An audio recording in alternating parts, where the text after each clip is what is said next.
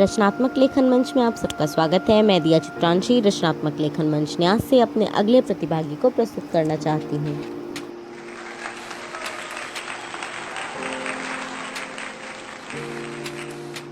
मुंशी प्रेमचंद के जयंती के उपलक्ष्य में रचनात्मक मंच न्यास वाराणसी द्वारा आयोजित 5 मिनट ऑडियो प्रतियोगिता में मैं प्रतिभागी आरती गुप्ता आप सभी को नमस्कार।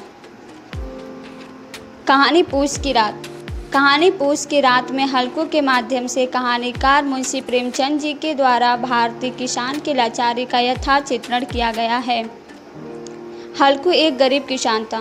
वो अपनी पत्नी और पालतू कुत्ता जबरा के साथ एक गांव में खेती करता था। पत्नी उसे खेती न कर मजदूरी करने को कहा करती थी। खेत के मालिक का बकाया था। मालिक के तगादे और गालियों से डर कर वो 3 रुपये अपनी पत्नी से मांगकर मालिक को दे देता है, जो जाड़े की रातों से बचने के लिए कंबल खरीदने के लिए पत्नी एक पैसे इकट्ठा की थी। पूस मास आ गया। अंधेरी रात थी। कड़ाके की सर्दी थी। हल्कू अपने खेत में खाट पर पड़ा था। नीचे उसका कुत्ता जबरा भी था। वो ठंड से ठिठुर रहा था। हल्कू ने जबरा से कहा, तू अब ठंड खा, मैं क्या करूं? यहाँ आने की क्या ज़रूरत थी? हल्कू बहुत देर तक कुत्ते से बातें करता रहा और कुछ घंटे बीत गए। हल्कू के खेत के समीप आमों का बागीचा था। बाग से पत्तियों को ढेर किया। पास के अरहर के खेत में जाकर कई पौधे भी उखाड़ ले आया और उसे सुलगाया।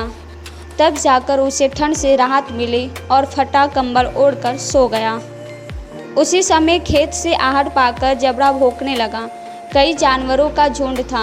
शायद नील गायों का झुंड था, जो खेत के सफाया करने लगे। हल्कू को उनके चलने की आवाज़ साफ साफ सुनाई दे रही थी। वो ठंड के कारण गर्म आग को छोड़कर न गया और कुत्ता भौंकता रहा। सवेरे उसकी नींद खुली। मुन्नी ने उससे कहा, तुम यहाँ आकर रम गए और उधर सारा खेत सत्यानाश हो गया। हल्कू खेत में जाकर देखता है।